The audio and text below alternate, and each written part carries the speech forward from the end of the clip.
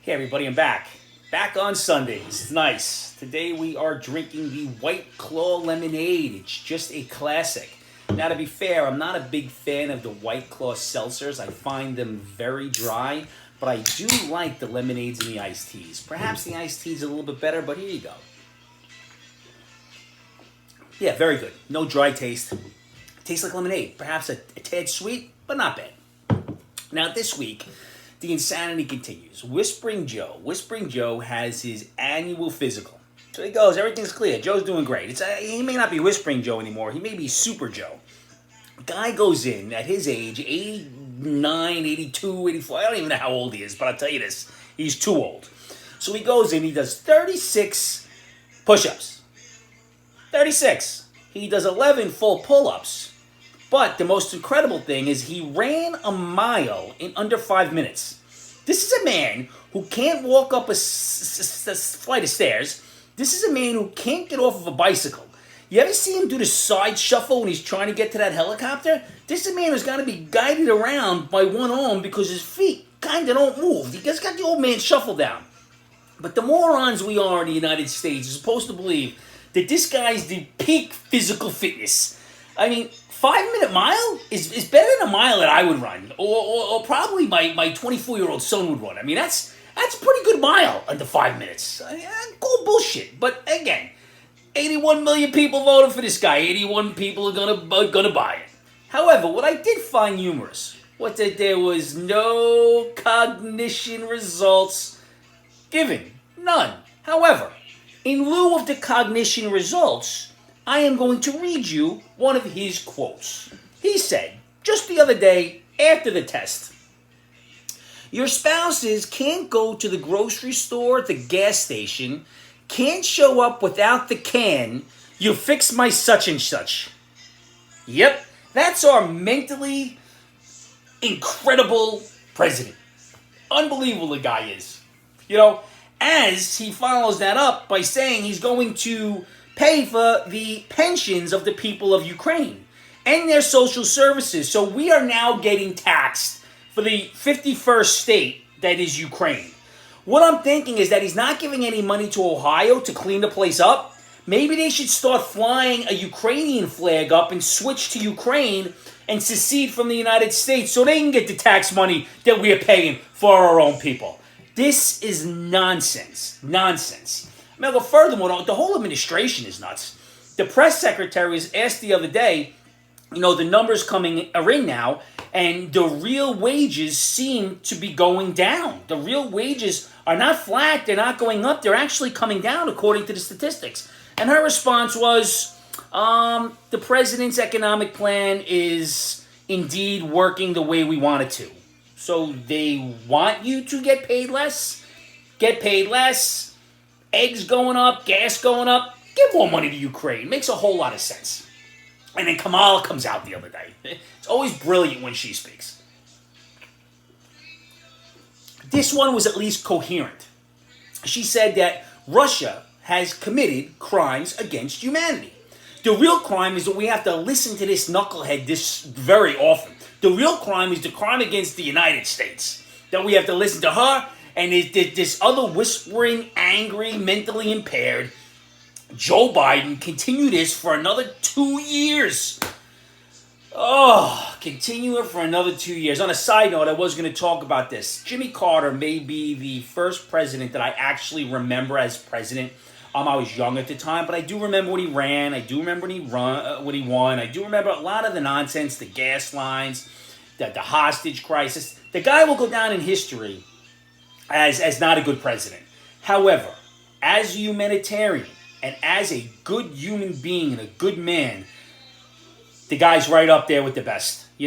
I wish him some peace in the last few days of hospice at home. And any of you nuts out there using Jimmy Carter's impending death to twist the narrative of the Democrats, you need to get your head examined. And I'm talking to you, the far right, because that's not right either. Leave the man alone. He was a great man.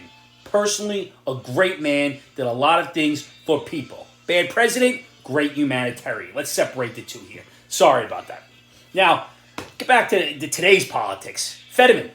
Fetterman checked himself into a hospital, or had someone check him into the hospital for depression. Now, let me guess. The people of Pennsylvania are shocked.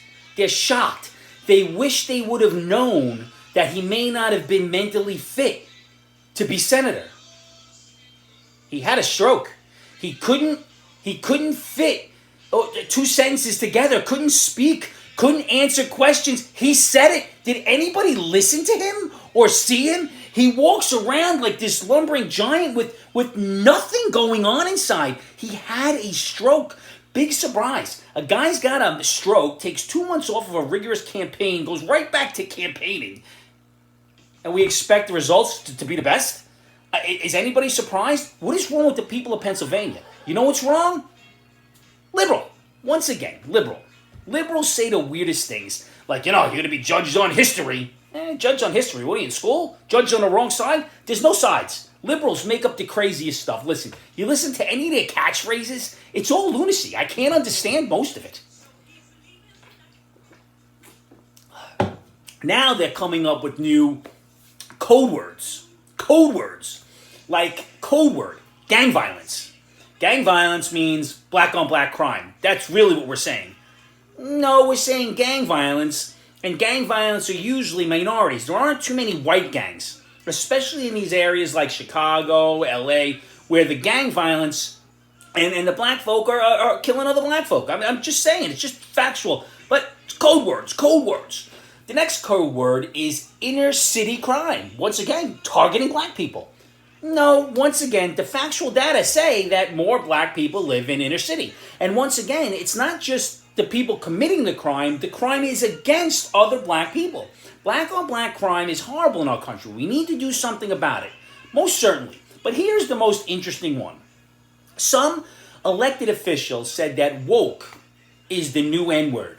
That when we say woke, we as being white people, we are talking about black people, calling them the N-word.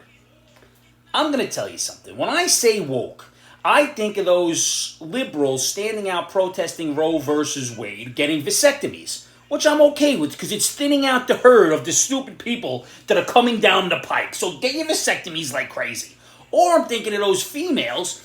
Liberal white women are the most woke people. That is really the group I think about when somebody says woke. Liberal white women, early 20s to 40s, who are carrying around the white guilt like a weight on their shoulder, who can't tell you how much that the black people are oppressed and how guilty they are. Must be tough mentally, always trying to fix everything. But woke, when you say woke, you know what I never think of? A black person. Ever. Not once. Ever. But yeah, that's the new code word. Now, you want to talk about real code words. There is a job fair, culturally diverse job fair. That's a code word for minority. Now, I'm saying the white folk aren't going. They don't want the white folk there because it said in the fine print something about minorities encouraged. It didn't say only, but it said encouraged. Now, if you're talking about culturally diverse, isn't everybody's culture diverse? My Italian culture is different than my Irish culture, which is different than my regular life family culture. Listen, I drink from whiskeys around the world. I am very culturally diverse. But when are we going to stop doing this? When are we going to learn that just give the best people you have the jobs? I don't care if you interview everybody behind a screen and you can't see the best. You can't see the color. You're only judging them by what you have on paper and a conversation and their experience. But no, got to check off a lot of boxes. The more boxes you check off in terms of race, gender, trans, whatever you are, the better off you are having a job. So that's really the new code word, culturally diverse. It means we need to hire people who check off the boxes. Give me a break. Now we got to beg culturally diverse people to come down and get jobs. Unbelievable. I know I said something about the trans in there. There's a trans woman movement right now that wants to normalize the bulge. Normalize the bulge. I have to tell you, trans woman, if you got a bulge, you ain't a woman. Simple, just biology. Now, there was a recent poll done that the majority of adult Americans believe there are only two genders. Do you know why? Because there are only two! There are more than two. Male, female. Those are your own genders. Just because you need to create an opposite, an antonym for the word trans, you don't gotta label me cis, sister and brother. It doesn't make a difference. I'm a man. I'm not a cis man. There's no cis women. I know women and I know men. Everybody else, don't care. Go about your own business. Stay out of mine. Really is. Now, I went to the store the other day and I bought a bag of Fritos. Now, the Fritos, they're $4.59 for the bag. But what I noticed is for that $4.59, there's less ounces in the bag. Because I had a bag that I bought a week ago or 2 weeks ago, same price, less. Cadbury eggs for Easter are continuing making their eggs, same product. They want you to know it's the same product. It's just going to be a bit smaller at the same price. Forget inflation. Let's talk about shrinkflation because it's happening everywhere you're going. You're paying more for less. You're not even paying more for the same amount anymore. Now you're paying more for less. The good old shrinkflation is rearing its ugly head up everywhere. I don't know what to tell you here. Oh my God, monthly decline in wages, shrinkflation. Where are we getting any of this money? Now, one of the accusers of Kavanaugh said that she was raped by Kavanaugh, came out a day or two ago and said she was never raped by him. She never met the man. This is the woman who said she went to these she was a high schooler going to these college parties, and they were raping women using a train. So she went a few times until finally they raped her. So we were to believe that she saw this, she didn't say anything about it, and she went back until it was her turn. Yeah, but let's just believe all women. Let's do it. Not ask any questions, no matter how insane the story is. I'm waiting for Dr. Ford to come out and say she lied. Because we all know she did. We all know. Can't leave the guy alone. He liked to drink a little bit. He's in college. Who cares? I saw a commercial the other day about a guy talking about his new weight program. His, big buff guy, shirt off. And he started off because, I was in Starbucks the other day and a man came up to me and he said, how do you get such a nice body? I'm calling bullshit on that one too. How do you get such a nice body? I'll tell you this, nobody asked me this, but I find it highly unbelievable that another man would walk up to a man in Starbucks being admiring his body. I'm not admiring bodies of men in Starbucks. I told you, men are confused by boobs and butts, not men's. Just saying. Now, what do we got here? Oh, this is the one I wanted to read last week. So I know I had two last week for you. This is a good one.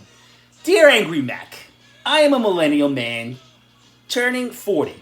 I see so many friends my age struggling to pay and take care of their domestic responsibilities. I've known since I was 30 that I want as little responsibility as possible. My plan is to never get married, have children, purchase a home, or have any pets. Sounds like my friend Big Steve a little bit. Well, I'm just saying. But, he goes, I'm told to settle down, which makes me feel like I'd be in prison. What should I do? Well, don't get married. Don't buy a house. Be a loser your whole life. Sit back, get some edibles, drink some whiskey, and live your life. But if you want to be a miserable, lonely, old person, that's what you do. If you want to have some joy in your life, get out and enjoy your life, man. Life is about responsibilities. Life is about being a person. You can't live unless you're out there. Go, be an alcoholic, drug addict, do what you got to do, no responsibilities. Maybe somebody will hook up with you anyway. Listen, find somebody you love. Tell them you love them. Tomorrow's not guaranteed. You don't know in life what the other person is going through. Whether you love them, you don't love them. Whether you know them, you don't know them. But you know this. You know the people you love. You never know what the last day is going to be. Cheers. I'm just about done with this. It was pretty good.